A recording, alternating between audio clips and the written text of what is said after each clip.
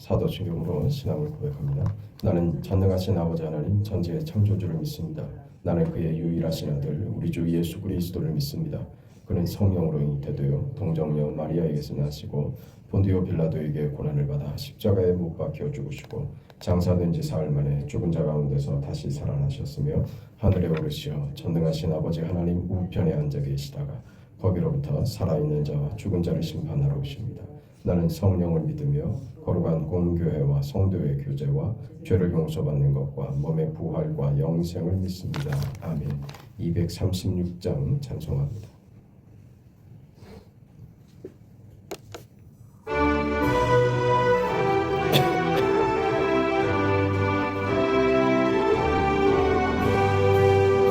우리 모든 수고 끝나 세상 장막 벗고서 모든 근심 걱정 사라진 후에 주를 뵙고 성도 함께 멸류관을 쓰리라. 새 예루살렘에서 성도들이 함께 올 때 기뻐 노래하리라. 새 예루살렘 새 예루살렘 호산나를 높이 불러 왕의 왕을 맞으리. 새 예루살렘에서 가는 길이 외로워도 주님 나를 붙드니 시험 환난 근심 걱정 없으며 주를 믿고 따라가면 그의 뜻을 알리라. 새 예루살렘에서 성도들이 함께 올 때 기뻐 노래하리라. 새 예루살렘 새 예루살렘 호산나를 높이 불러 왕의 왕을 맞으리. 새 예루살렘에서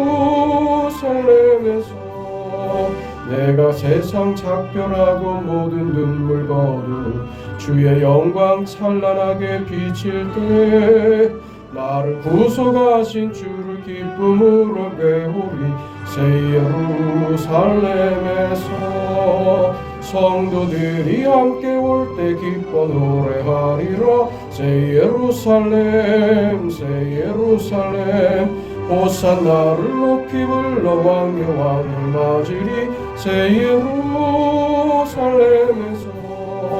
아름다운 그곳에서 구속받은 성도와 사랑하는 주님 만나 뵈올 때 주의 영광 노래하며 영원토록 살리라. 새 예루살렘에서 성도들이 함께 올 때 기뻐 노래하리라. 새 예루살렘 새 예루살렘 호산나를 높이 불러 왕의 왕을 맞으리. 새 예루살렘에서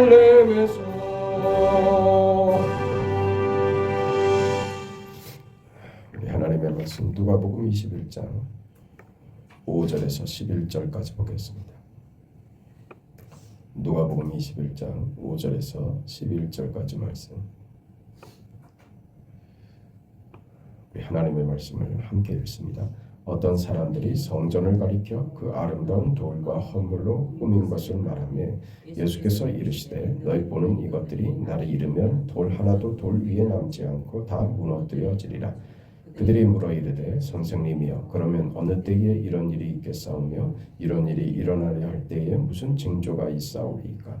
이르시되 미혹을 받지 않도록 주의하라. 많은 사람이 내 이름으로 와서 이르되 내가 그라하며 때가 가까이 왔다 하겠으나 그들을 따르지 말라. 난리와 소요의 소문을 들을 때에 두려워하지 말라. 이 일이 먼저 있어야 하되 끝은 곧 되지 아니하리라. 또 이르시되 민족이 민족을 나라가 나라를 대적하여 일어나겠고 곳곳에 큰 지진과 기근과 전염병이 있겠고 또 무서운 일과 하늘로부터 큰 징조들이 있으리라. 아멘. 예루살렘이 멸망할 것이다. 그 예수님의 이 말씀대로 로마에 의해서 예루살렘은 함락되고 맙니다. 이 일이 과거 구약 시대에도 이 똑같은 현상이 이미 있었다고 하는 것을 우리 살펴본 바가 있습니다. 예레미야 선지자가 그 유다의 이 멸망 시기에 예루살렘의 함락 시기에 예레미야 선지자가 그 사역을 하고 있었죠. 그 예레미야는 그 하나님께 받은 말씀대로 이제 예루살렘 유다가 이제 망할 것이다. 바벨론에 의해서 멸망받을 것이다. 라고 예언합니다. 이 예레미야의 예언에 대해서 이스라엘은 돌이키지도 않고 오히려 예레미야의 예언에 그 이스라엘 전체는 반대합니다. 그런 일이 있을 수 없다 이거죠. 있을 수 없는 말을 네가 하고 있다.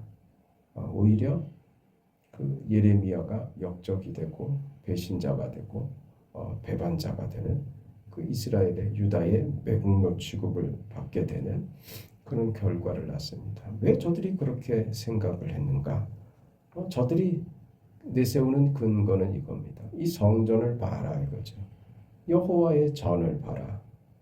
우리가 여호와의 전을 세웠고 우리가 그렇게 이 성전에서 하나님을 섬기고 있고 우리가 하나님께 제사하고 있고 정성을 다하고 있는데 어떻게 하나님이 우리를 모른 척할 것이냐? 저들의 근거였습니다. 우리가 가지는 어떤 그 믿음의 오해 중에 하나입니다. 종교가 현실에서 실제적인 힘을 발휘할 것이라고 믿는 것이죠. 여기에 예레미야가 대답한 겁니다. 아니다. 이 전은 무너질 것이다. 너희가 그 근거로 내세우고 있는 너희의 헌신과 수고와 열심, 너희의 믿음은 오염됐다. 너희가 이 모든 것의 기준이 되어서 너희가 믿음이 있다고 너희가 열심을 내고 있다고 하는 것이 근거가 될 수 없다. 너희 믿음은 이미 오염돼 버렸다. 그건 믿음이 아니다. 그건 하나님을 기쁘시게 하는 일이 아니다. 너희는 망할 것이다. 너희는 하나님을 올바로 믿지도 못했고 하나님이 누구신지 하나님이 어떻게 역사하시는지에 대해서도 이해하지 못했다. 결국 너희는 멸망당하고 포로가 될 것이다. 이 예레미야의 예언대로 그렇게 돼버리고 말았습니다. 이스라엘이 그 이방의 포로가 된다는 것을 아무도 수긍할 수 없는 시대였습니다.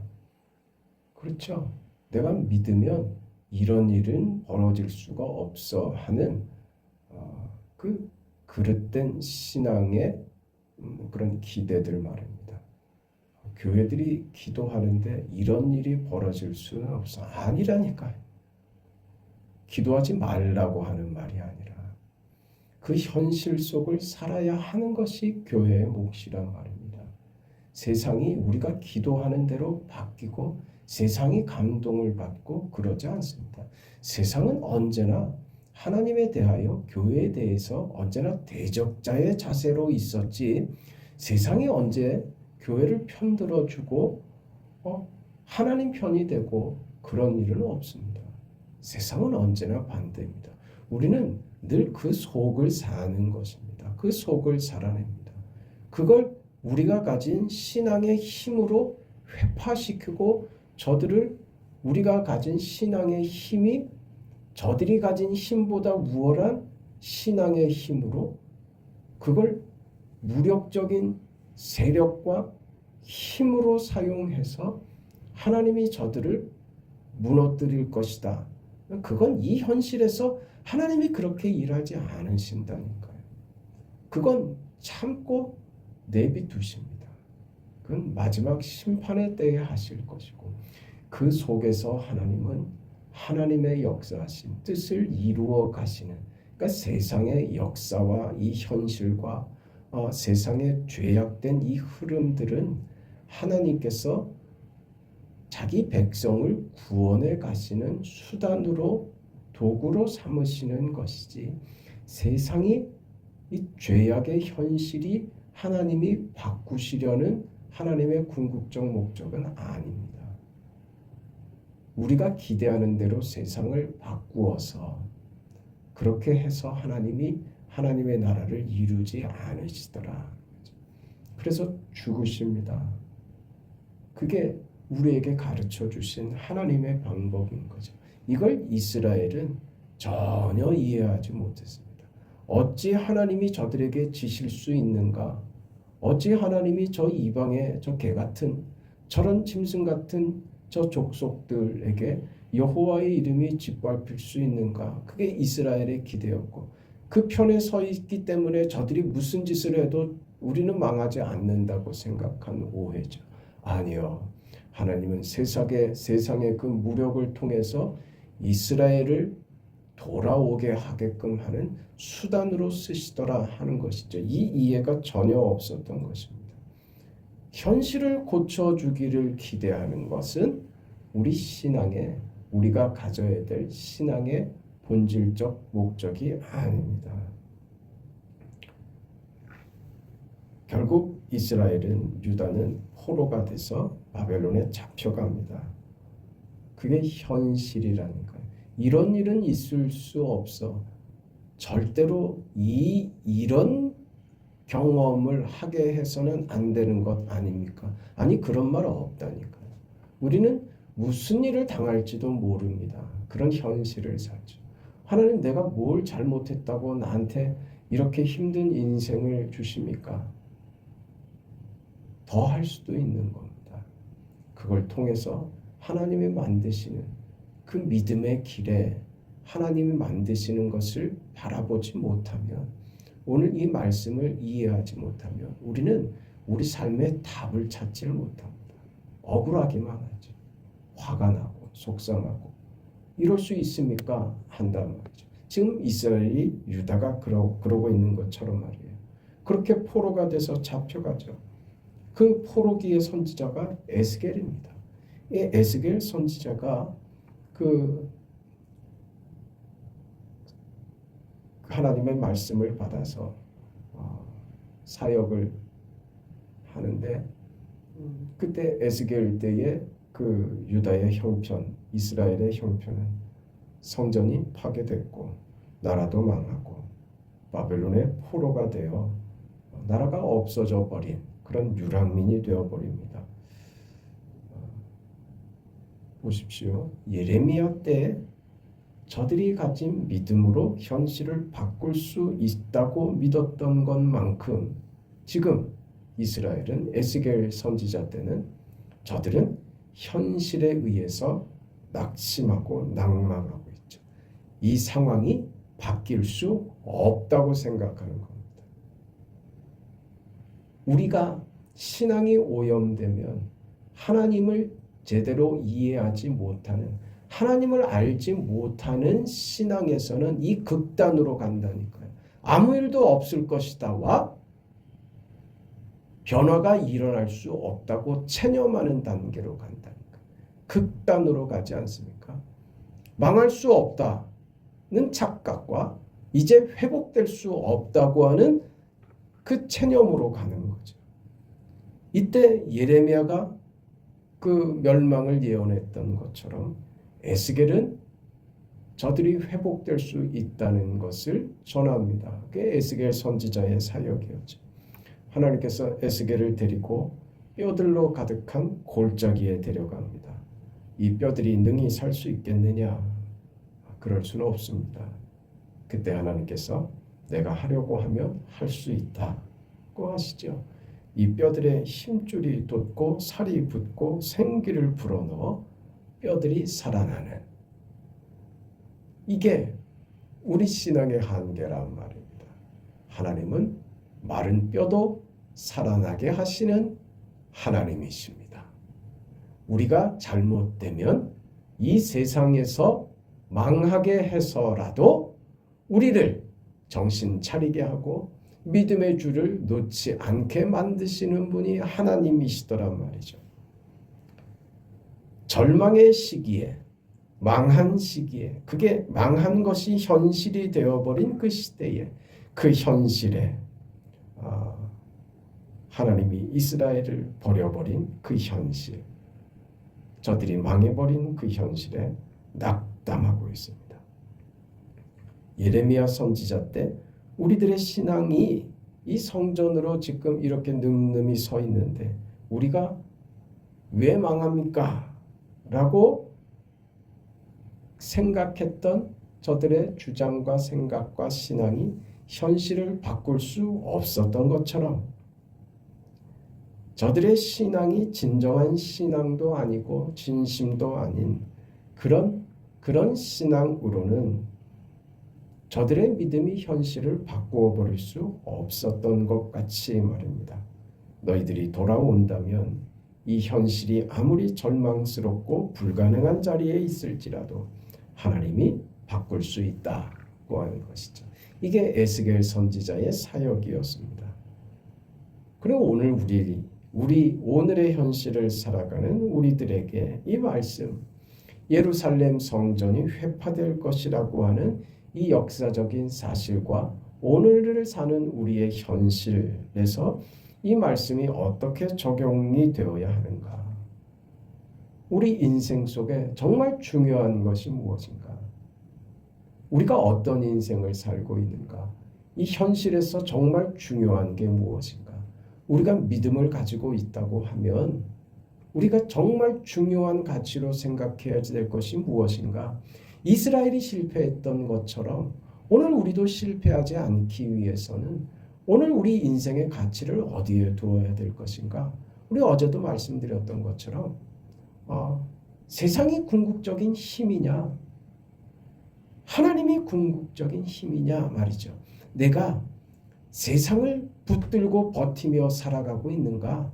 아니면 하나님이 주시는 힘으로만 살자고 그렇게 믿음으로 버티며 이 땅을 살아가고 있는가 하는 것 말입니다. 그 둘 사이에서의 싸움이죠. 그 나는 어디에 있는가? 세상을 붙들고 있으면서 세상이 현실이니 어쩔 수 없다고 세상을 붙들려는데 그러려면 하나님 세상적인 조건을 내게 좀 더 잘해 주셔야 된다고 그런 요구를 하면 예루살렘이 멸망하듯이 하나님이 나의 인생을 세상적인 것으로 보답하지 않으신다는 말이죠. 그런 신앙으로 내 인생의 변화를 기대한다면 그건 내가 가지고 있는 믿음에 대해서 오해하고 있는 것입니다. 그건 오염된 신앙이라는 말입니다. 세상은 영원한 나라를 만들어내지 못합니다. 우리가 세상에 항복해봤자 거기서 얻을 수 있는 것은 멸망 외에는 없습니다. 예루살렘이 망하는 것처럼 우리도 세상에서 실패와 낙심을 경험할 수밖에 없다고. 세상은 답을 내지 못합니다. 우리 인생의 답은 하나님만이 주실 수 있는 것이고 우리가 할 수 있는 것은 그래서 세상을 고치는 것이 아니라 우리가 할 수 있는 것 그건 하나님의 진정한 자녀로 살겠습니다 하는 그 자리밖에 없다고 하는 것이죠. 그때에야 우리는 세상에 빛이 되고 소금이 되는 진정한 삶의 가치와 하나님의 자녀로서 정말 하나님이 우리를 이 땅에 세우신 그 이유와 목적을 찾는 삶의 의미를 찾는 자로서 바르게 하나님이 원하시는 인생의 모습을 갖출 수 있다고 하는 것이죠. 하나님이 우리 인생을 말입니다. 이 싸움으로 부르신 거예요. 오늘 우리에게 하나님이 요청하고 있는 싸움입니다. 세상 속에서 너는 빛이 되고 소금이 되는 너의 삶이 적극적이고 능동적이고 세상을 변화시키고 바꾸어버리는 네가 세상 속에 휩쓸리고 휩싸여서 거기에 종속돼 버리고 거기에 휘둘리는 인생이 아니라 그 속에 들어가 네가 소금이 되고 빛이 되어 저 세상을 바꾸어 버리는 자로서 너의 역할, 너의 삶이, 너의 신앙이 기능을 해야지. 거기에 네가 가치관을 잃어버리고 네 삶의 이유를 잃어버린다면 너는 그 세상과 함께 망하는 실패하는 경험밖에 할 수 없다. 나는 그렇게 해서라도 네가 정신을 차리고 나를 바라보게 하도록 할 것이다. 그게 지금 예루살렘의 멸망으로 우리에게 가르치시는 것이죠. 그래서 우리가 예수를 믿는다고 하는 것은 내가 믿음으로 산다고 하는 것은 세상을 성경적 가치관, 믿음의 가치관으로 생각하는 것을 말하는 겁니다. 세상과 역사와 인생을 신앙으로, 기독교 신앙으로, 성경적 가치관으로 생각해야 됩니다. 세상을 세상적으로 생각하고 기독교 신앙을 거기에 수단이나 방법으로 도입을 하게 되면 우리는 우리 삶에 답이 없는 겁니다. 답을 찾을 수 없다. 단지 세상이 우리 목적이 돼서 거기에 하나님이 수단이 되어버리면 그건 신앙도 뭣도 아니게 됩니다. 오염되어서 더러워지는 것이죠. 그걸 붙들고 우리는 그게 우리 명분이 돼서 그럴 수 없다고 무슨 얘기했다고요? 이 성전을 봐라 이거죠. 이 성전을 봐라. 여호와의 전을 봐라. 여호와의 전을 봐라. 뭘 보라고요? 자신들이 여기다가 얼마나 공을 들였는데 우리가 망할 수 없다. 자기들이 가지고 있는 자기 명분이죠. 자기 명분에 하나님이 보상하고 자기 명분에 하나님이 따라줘야 된다고요?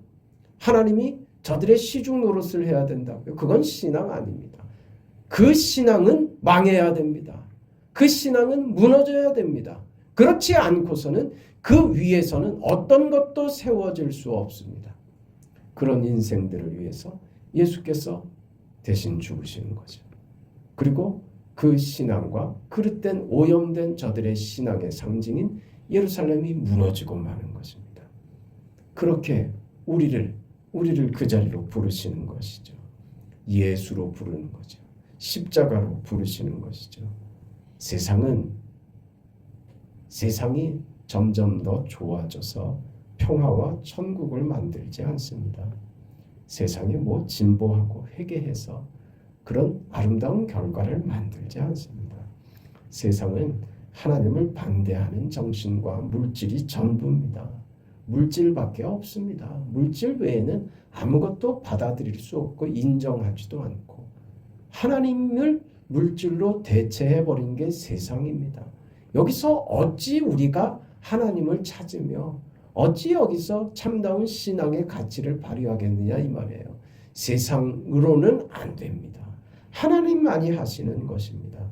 하나님만이 이 일을 하시고 그 나라의 백성, 하나님 나라의 백성으로 우리를 부르고 있는 것이죠.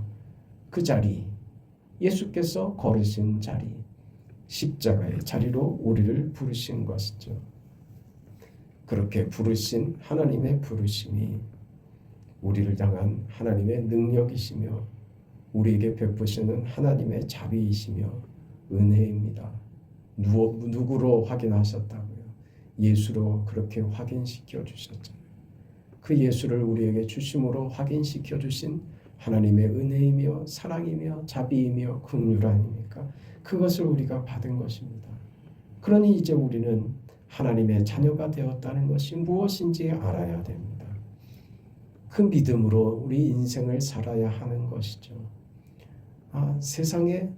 세상에서 겪는 무슨 어려움이나 세상적인 욕구 불만으로 하나님 앞에 이것도 해달라 저것도 해달라 징징거리지 말고 그저 내 삶에 필요한 것들을 나열하는 것으로 세상적 필요를 나열하는 것으로 우리 신앙을 소비하지 말고 오염시키지 말고 내가 하나님의 자녀가 되었다는 것이 얼마나 대단한 것인지를 알고 하나님이 책임지신다고 했으니 난 믿고 가겠습니다. 내 솔직히 힘듭니다. 하나님도 잘 아시잖아요. 예수님도 그거 쉽게 가시지 않으셨잖아요. 십자가의 길이 어찌 쉬웠겠습니까? 그런데 그 길 가셨던 거 저도 그래서 따라가겠습니다. 정말 힘듭니다. 그럼 하나님 좀 도와주세요.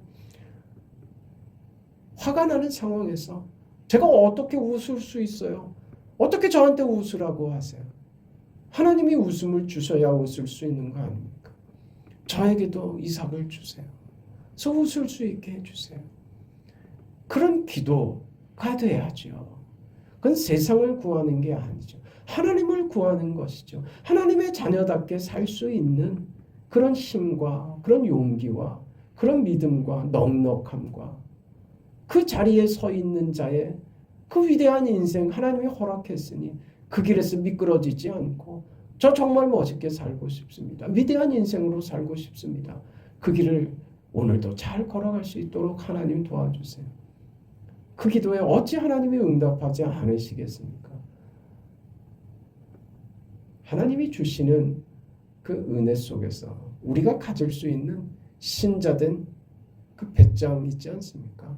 하나님이 나의 아버지시다 하는 그 여유와 그 넉넉함 가지고 그럼 웃을 수 있게 될 겁니다. 인생의 답을 아는 자, 그것이 어떻게 이루어지는지 알게 된 사람은 삶을 대하는 태도가 달라지죠. 언어도 달라지고 태도도 달라지고 그러지 않겠습니까? 그 인생 멋지게 살고 싶습니다. 그게 우리의 눈물이 되고 그것 때문에 하나님 앞에 중얼중얼하고 하나님의 이름을 부르며 찾을 때 그 자리에서 얼마나 멋진 것들이 얼마나 위대한 결과들이 나오겠냐 이거죠. 그 인생을 멋지게 살아내는 오늘 하루 여러분의 인생과 현실이 되시기를 축복합니다. 걸어가시고 자비하신 영광의 아버지 하나님, 예루살렘은 멸망하는 그 현실을 이스라엘이 받았습니다. 그 멸망한 현실에서 저들은 낙심해버리고 어떤 기대도 소망도 하지 못하는 참 비극적인 현실 앞에 낙심해버리는 모습도 보게 됩니다. 우리가 가지는 세상적 기대와 그 현실에 매몰되어 있으면 그렇게 신앙이 오염되고 그렇게 하나님에 대한 이해가 없어지면 우리는 이렇게 절망할 수밖에 없고 낙심할 수밖에 없다는 그 현실, 그 인생의 못남을 다시 한번 보게 하셨습니다. 아버지 하나님, 그래서 예루살렘은 멸망해야만 했고 그런 우리 인생을 위하여 예수께서 죽으신 그래서 우리에게 허락된 이 믿음, 하나님의 자녀된 하나님 나라의 백성으로 사는 이 위대한 은혜와 긍휼과 사랑을 받게 되었음을 감사합니다. 이제 우리가 받은 믿음을 알아 하나님을 아는 백성으로 하나님의 자녀된 위대한 걸음을 넉넉하게 그 대단한 인생인 줄 알고 여유 있게 우리 삶을 지배하며 믿음으로 세상을 정복하며 나아가는 사랑하는 성도들의 삶이 되도록 우리 교회의 그런 징표가 되도록 하나님 도와주시옵소서. 예수의 십자가의 죽으심과 그 부활이 세상을 우리가 이길 수 있으며 이 세상 속에 넉넉히 살아갈 수 있는 아무리 거센 파도가 치고 풍랑이 일어도 그 바다 위를 걸어낼 수 있는 위대한 인생을 받았다는 것을 알고 그렇게 우리 믿음을 이해하고 살아내는 거룩한 인생, 복된 인생, 넉넉한 인생, 웃을 수 있는 그런 현실의 삶 하나님 허락하여 주시옵소서. 오늘 하루도 지켜주시고 추운 일기 가운데 건강을 주께서 허락하시고 모든 성도들에게 긍휼과 은총을 더하시옵소서. 예수님의 이름으로 기도합니다. 아멘. 하늘에 계신 우리 아버지여, 이름이 거룩히 여김을 받으시오며 나라가 임하시오며 뜻이 하늘에서 이루어진 것 같이 땅에서도 이루어지이다. 오늘 우리에게 일용할 양식을 주시옵고 우리가 우리에게 죄 지은 자를 사하여 준 것 같이 우리 죄를 사하여 주시옵고 우리를 시험에 들게 하지 마시옵고 다만 악에서 구하시옵소서. 나라와 권세와 영광이 아버지께 영원히 싸움나이다. 아멘.